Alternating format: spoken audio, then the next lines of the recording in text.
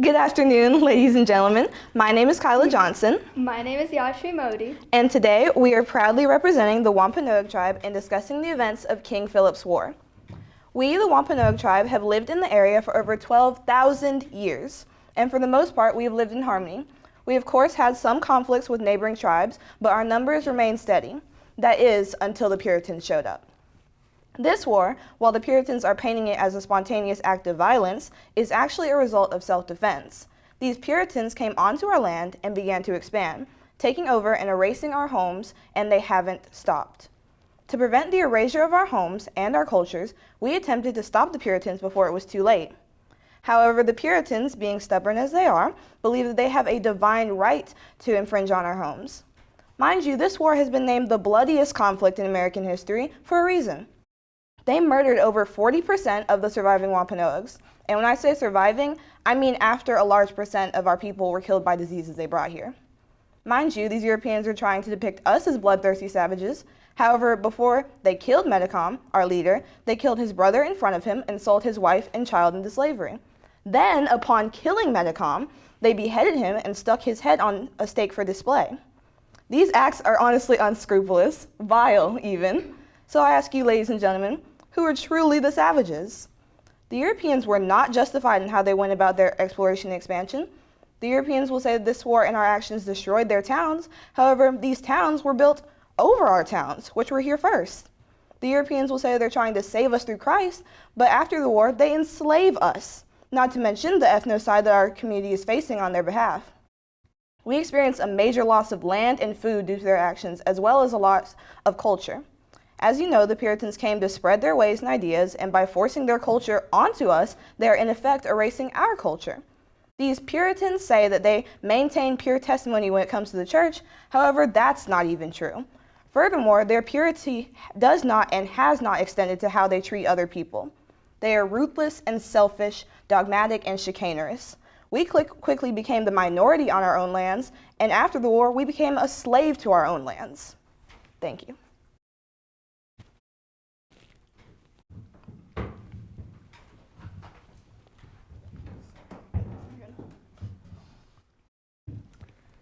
My name is Sydney Jennings. And I'm Roger Wolf.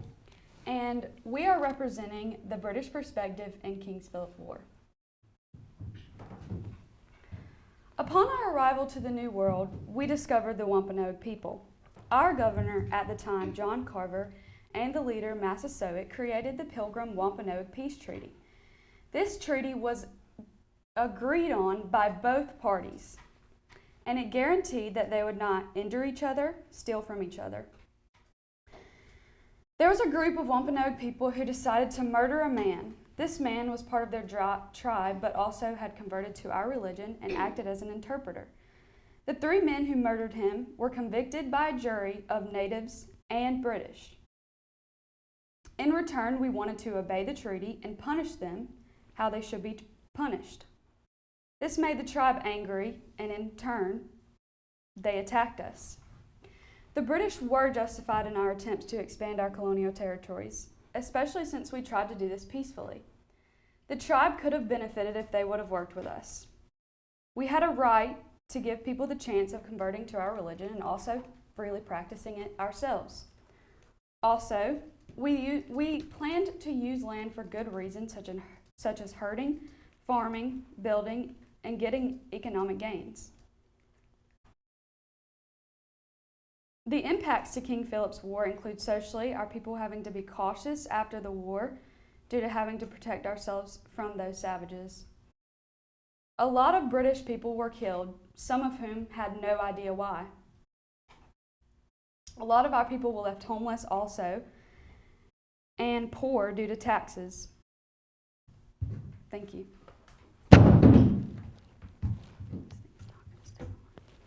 I'd like to rebut.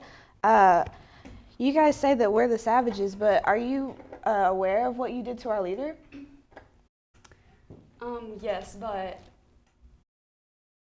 in the war, y'all actually made the first attack, so I wouldn't call that us being savages. On the idea of us starting this war, I would say that we may have started this war in self-defense, but the overarching conflict was actually started by you when you came here, and you started expanding upon our lands after we told you not to, and we asked you not to, and that was self-defense. We had to defend our culture and our homes, which you guys took over and are erasing by being here.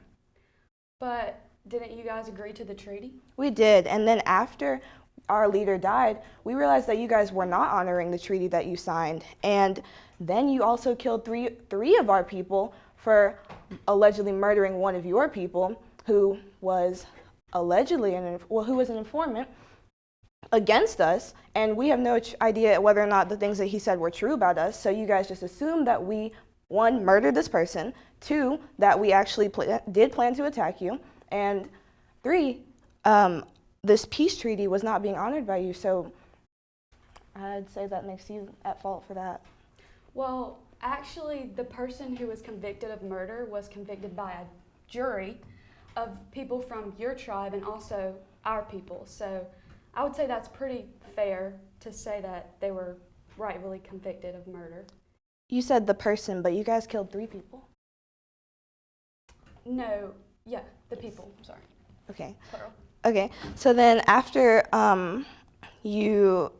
after we attacked you on Swansea, which was the first attack, of course this is war, you're going to attack us back, but why did you go into other tribes and attack them as well? They had nothing to do with it.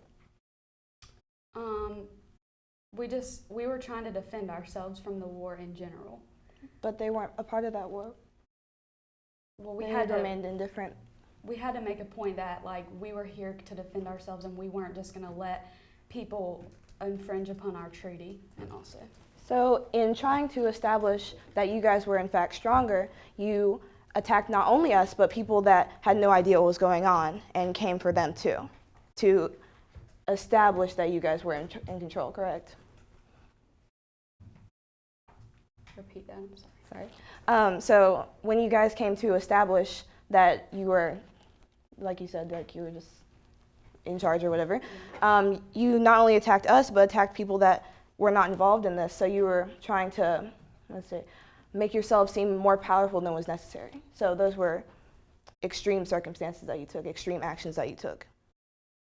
Once again, we had to defend ourselves in some way. Okay. So where in, you guys are Puritans, correct? Correct. So you guys say that can I read you guys your commandments real quick? Okay, so 1, thou shalt not miss church and community meetings, thou shalt work hard and support my fellow pilgrims, and thou shalt live by the 10 commandments written in the Holy Bible. Those 10 commandments say thou shalt not kill and thou shalt not steal, but what did you guys do? You stole our land, you stole our homes, and you killed us.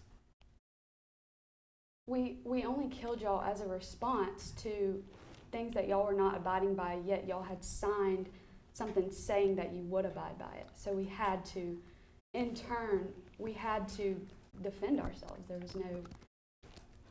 Are you referring to the peace? Oh. Do I need to say my name? I'm Jackson, and y'all were talking about the first sign whenever you killed 3 people because you killed one informant.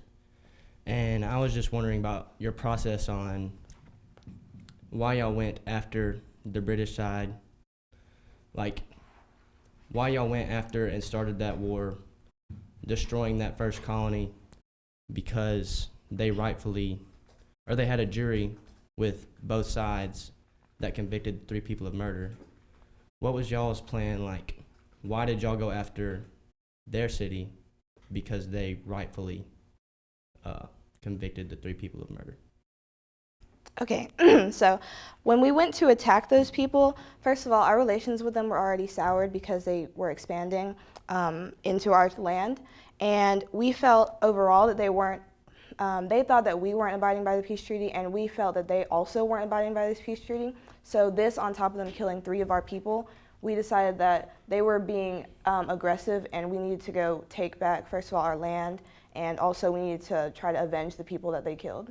Whether or not it was fair or not, we don't know, because we feel that they are not honoring their side of the treaty as well.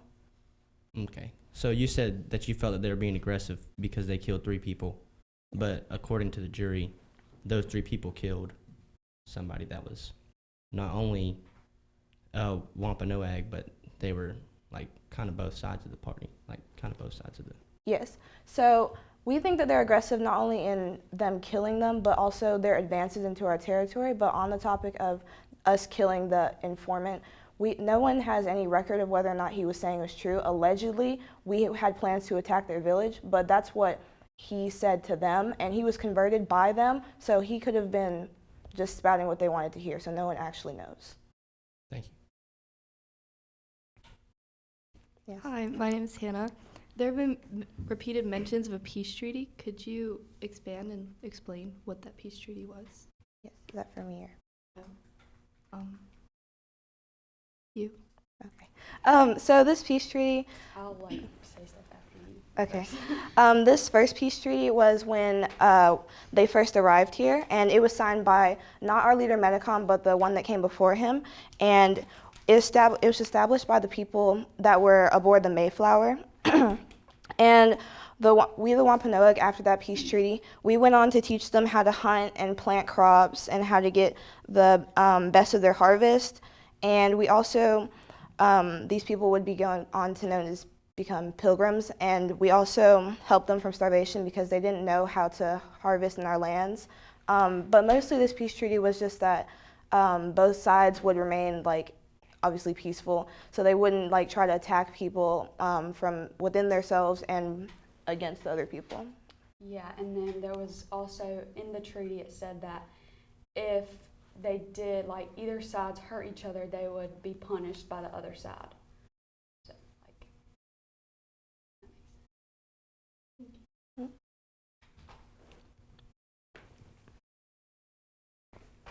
Yes. My name's Adia, and this is to the British, or the Puritans. What motivated your expansion into Wampanoag territory leading up to King Philip's War?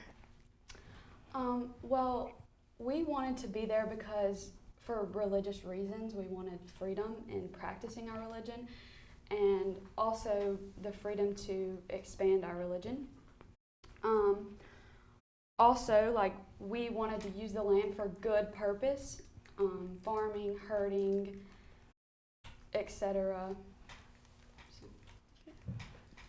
Thank you. And to the Wampanoag, can you explain what led to the decision to resist English colonization and engage in the war?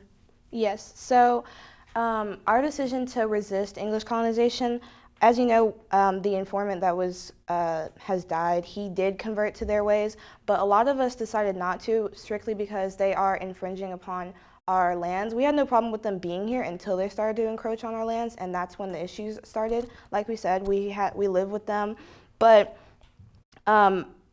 we didn't convert to their religion because we have our own set of rules. We have our own set of cultural rules to follow, and I frankly wouldn't convert to a religion when the people that say that they're following it aren't following it themselves.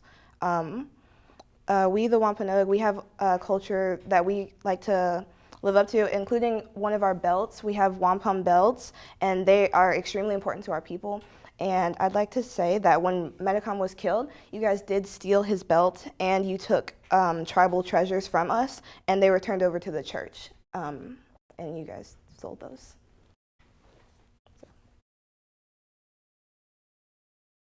Thank you. Did that answer the question? I'm sorry. Yes, thank you.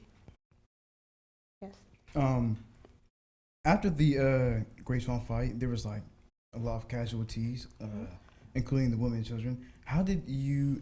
I'm speaking to the Puritans. Okay. How did you respond to the criticism that the attack violated your agreements with them? Well, we were doing this out of defense because once again they started the war and attacked us, and so we had to defend our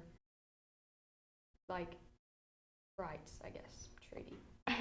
During this Great Swamp Fight, you guys brought the entirety of the New England militia against us and a different tribe.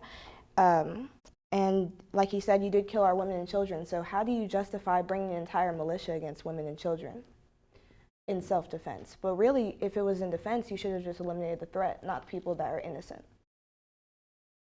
Well, you can't just kill a few people and make it known that you're gonna try to win and defend yourself. You have to make a statement at some point. So you just killed innocent people just because you had to make a statement? I mean, these people weren't innocent. They were part of the tribe. Women and children? They didn't attack you though. But the tribe did as a whole.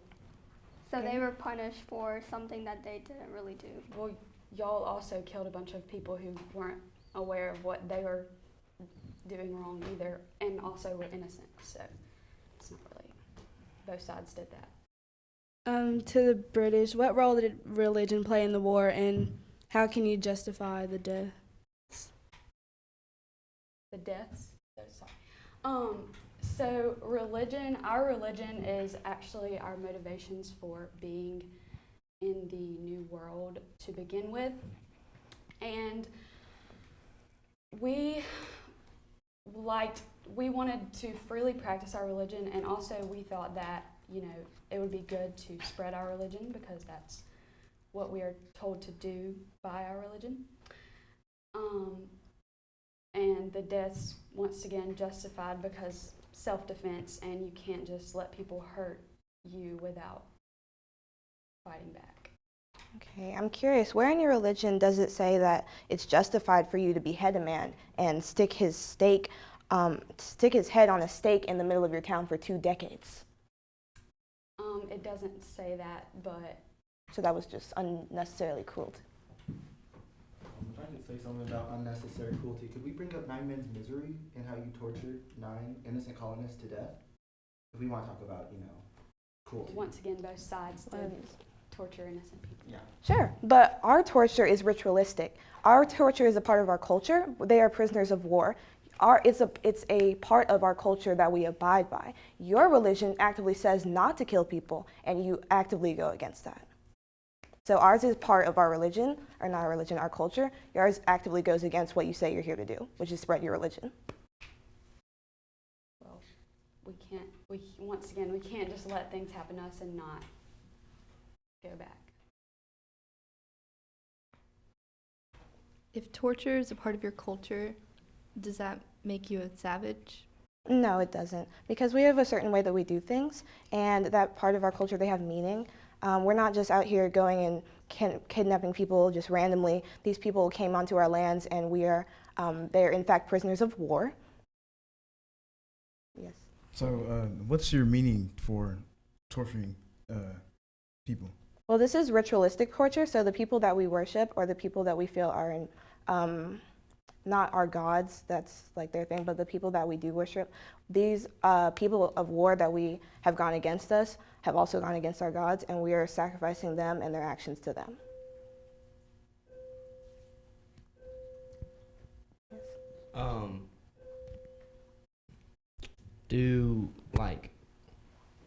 If I'm not mistaken, don't you have ritualistic things where you torture yourselves, or is that?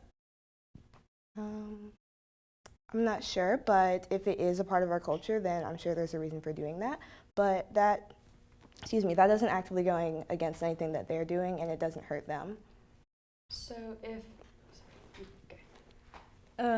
How is the Wampanoag form of torture different from what the English is doing?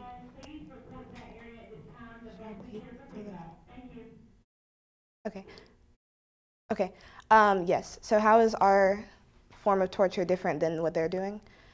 Like I said, ours is a part of our culture. We actively say that, yes, this is what we're going to do. Yes, this is how we do it. Yes, this is why we're doing it. Theirs actually says, thou shalt not kill, and they have killed. So ours is a form of our culture, and theirs is a form of massacre. Well, either way, even if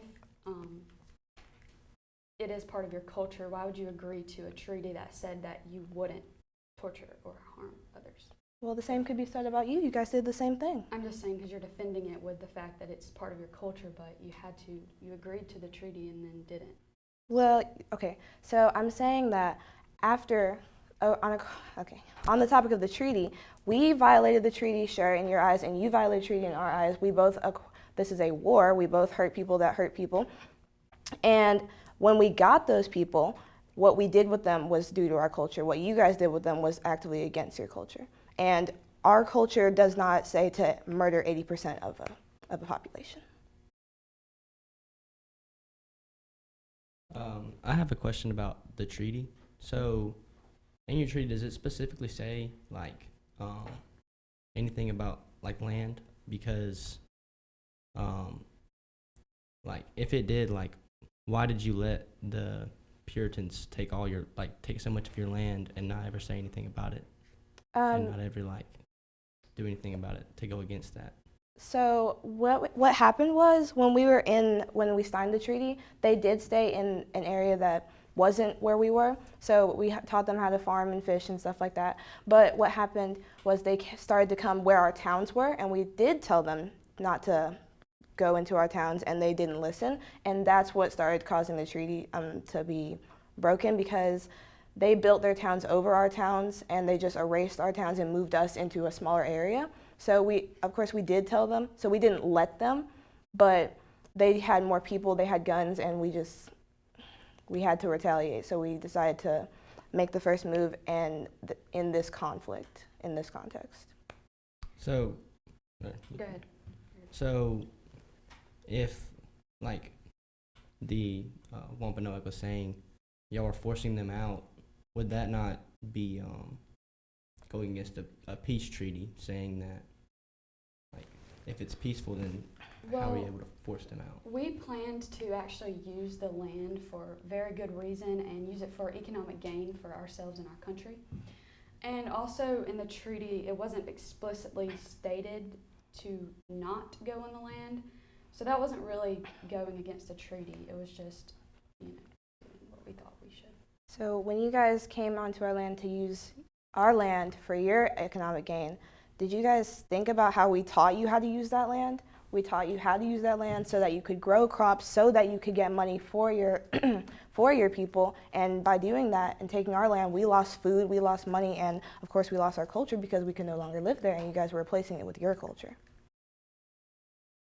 Well, we saw it as y'all gaining our culture as well. I mean, we helped y'all as much as y'all helped us. How could we gain your culture when you killed all of us? And also, how could we gain culture when we don't even have food? You guys killed us as well. Through war, not through starvation, disease, and massacre.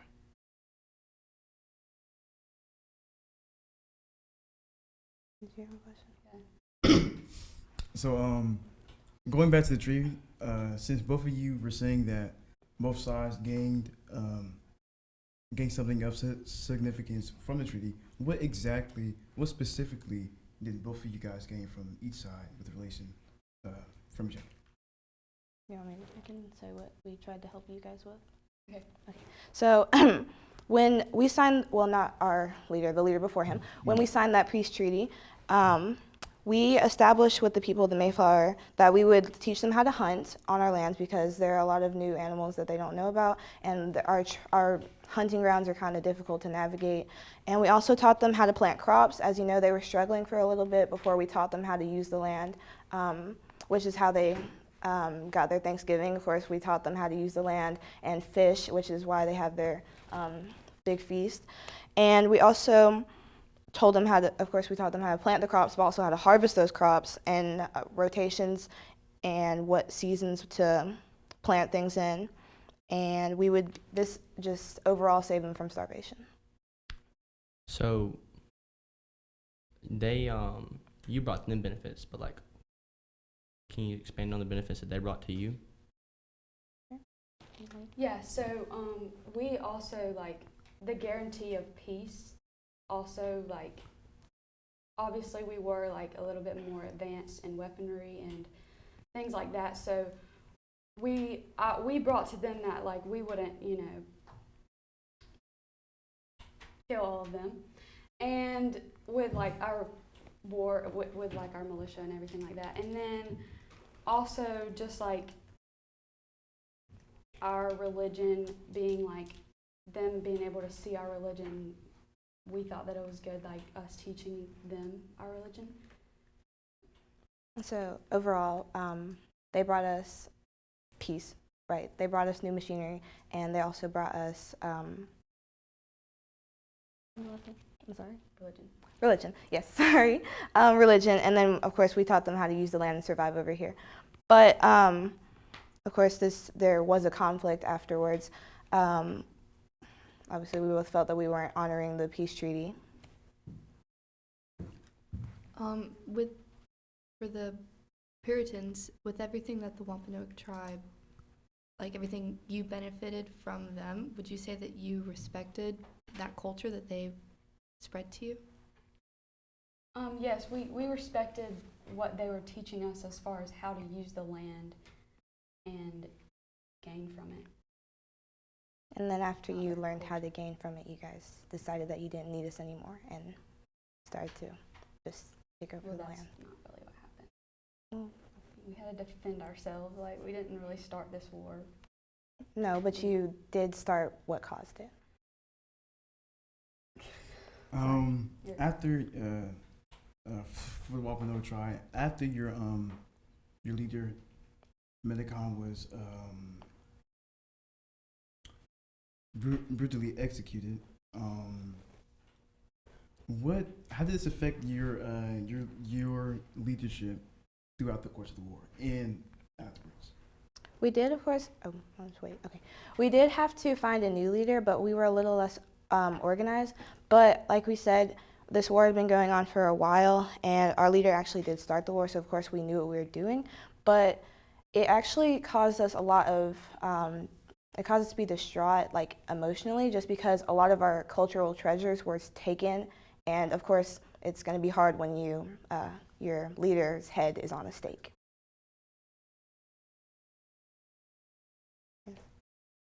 Okay. Were there any attempts by the Wampanoag leadership to pursue peaceful resolutions or negotiations before y'all resorted to armed conflict? Yes, like we said, we tried to tell them, we tried to ask them not to encroach on our lands, and we did have 50 years of peace during that peace treaty, of course, when we talked about the benefits that we had. But I'd say that talking it out is as peaceful as you can get. When they just refuse to listen, then you have to actually show some force, which is what we decided to do.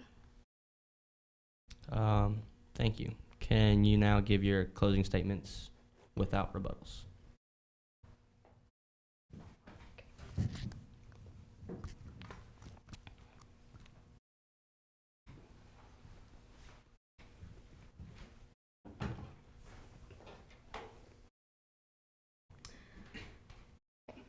The colonists were only trying to keep what they had and also defend the treaty that they had created and the Wampanoag agreed to. However, the Wampanoag could not do this. With the Europeans afraid of threats, we had to defend ourselves. And we wanted to use the land for good purpose and also get it in a nonviolent, peaceful way. This is exactly what we did. In this war, many innocent lives on both sides were lost, long-lasting trauma, and even having colonists afraid of them for years after, and left with economic instability, including homelessness. On behalf of the Wampanoag tribe, we would like to reiterate that the Europeans were not justified in their contribution to this war and the lasting impacts that the war has proved this fact. They are now painting us as the savages when in reality they are painting us as savages has caused racial disagreements and racial hatred towards us, as well as the mass genocide of our people, the destruction of our towns and villages, the erasure of our culture, and those are just some of the impacts. And these impacts do not justify the means. Thank you.